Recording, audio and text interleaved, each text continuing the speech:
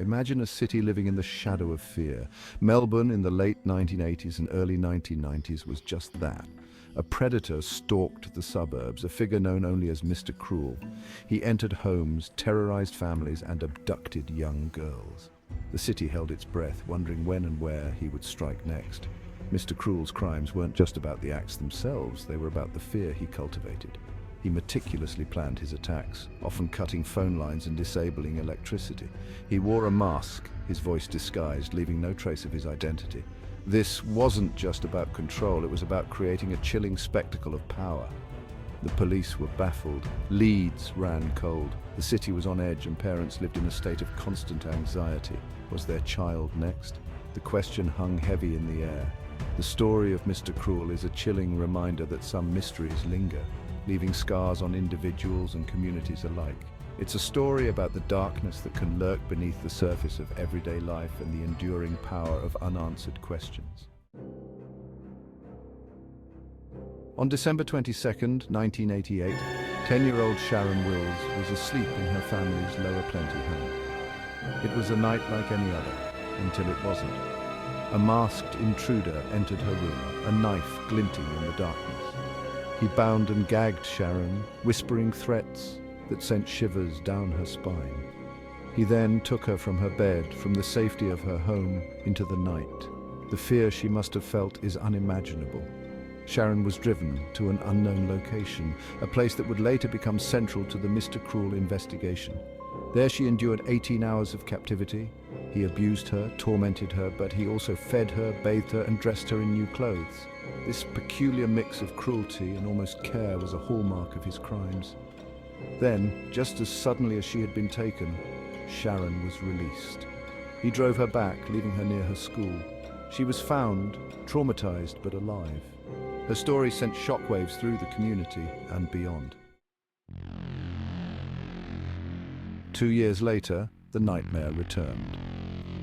On December 27, 1990, 13-year-old Nicola Linus was abducted from her Canterbury home. The similarities to Sharon's case were chilling. Once again, the intruder entered a family home in the dead of night. Once again, a young girl was taken, her family left to grapple with the unimaginable. Nicola was driven to a different location, this time held for 50 long hours. Like Sharon, Nicola was subjected to horrific abuse. The perpetrator, believed to be Mr. Cruel, seemed to take pleasure in instilling fear and inflicting pain. Yet he also showed that same disturbing mix of cruelty and bizarre concern, feeding and bathing her. After 2 agonizing days, Nicola was released. She was found like Sharon, disoriented but alive. 2 girls, 2 terrifying ordeals, and still, the monster who had done this remained a ghost. The abductions of Sharon and Nicola sent shockwaves through law enforcement. The similarities were too striking to ignore. The modus operandi was the same: the home invasions, the targeted age group, the terrifying yet oddly careful treatment of the victims. Police began to connect these cases to other unsolved crimes in the Hampton and Lower Plenty areas. These included sexual assaults and a particularly disturbing case involving the filming of young girls. The perpetrator in these cases was also believed to have worn a mask and displayed a similar level of meticulous planning. The pieces of a horrifying puzzle were starting to come together. A profile of Mr. Cruel began to emerge. A man who was organized, methodical, and deeply disturbed. He was someone who blended in, who navigated the suburbs with ease, and who knew how to disappear without a trace. The investigation intensified. Police resources were poured into catching this predator before he could strike again. The question wasn't if he would, but when. Section 5, Carmine's Fate, a tragic turning point. On April 13, 1991, the unthinkable happened. 13-year-old Carmine Chan vanished from her family home in Templestowe. Unlike Sharon and Nicola, Carmine was not coming home. Her disappearance sparked one of the largest police investigations in Australian history. The city held its breath, hoping against hope that Carmine would be found safe. But a year later, those hopes were dashed. Carmine's remains were discovered in a shallow grave in a park. She had been shot in the head. The news sent a chill down the spines of every parent in Melbourne. Mr. Cruel, it seemed, had escalated from abduction and abuse to murder. The investigation into Carmine's death took on a new urgency. Police were convinced it was connected to the abductions of Sharon and Nicola. The similarities were simply too strong to ignore, but despite their best efforts, Mr. Cruel remained frustratingly out of reach. Section 6. The Investigation, a Race Against Time. The investigation into Mr. Cruel was massive. Thousands of leads were followed, hundreds of suspects were interviewed, and a reward of $300,000 was offered for information leading to his arrest. But Mr. Cruel remained an enigma. Police pored over the details of each case, looking for any clue, any thread that might lead them to the perpetrator. They created a psychological profile of Mr. Cruel, hoping to understand his motives and predict his next move. But he was always one step ahead. The lack of forensic evidence was particularly frustrating. Mr. Cruel was meticulous, leaving no fingerprints, DNA, or other traces at the crime scenes. He was a ghost, a phantom who haunted the city's consciousness. Despite the challenges, the police remained determined. They knew that Mr. Cruel was still out there, and they were determined to bring him to justice. The investigation continued, fueled by a mix of determination and desperation. Section 7, 2013, A Glimmer of Hope. In 2013, the case took an unexpected turn.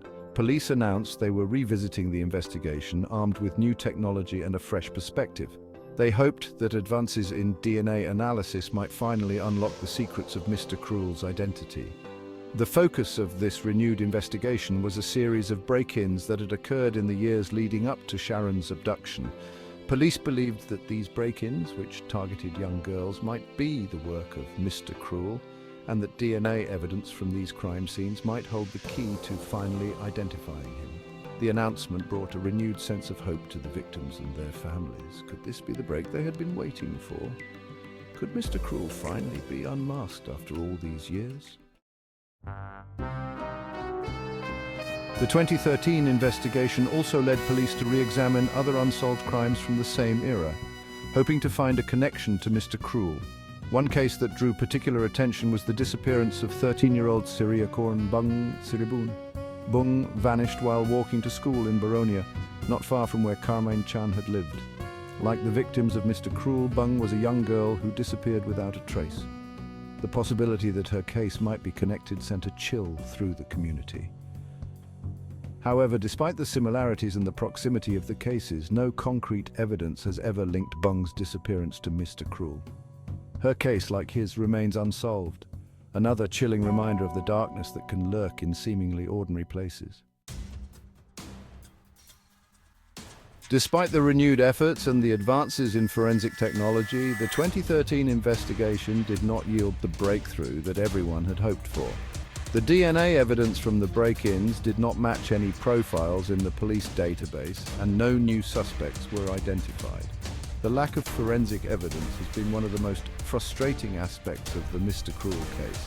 He was incredibly careful, leaving behind virtually no trace of himself. This has made it incredibly difficult for investigators to connect the dots and build a case against him. The absence of evidence has also fueled speculation and conspiracy theories. Some believe that Mr. Cruel must have had specialized knowledge or training to be able to evade capture for so long. Others believe that he may have had help, perhaps from someone within law enforcement.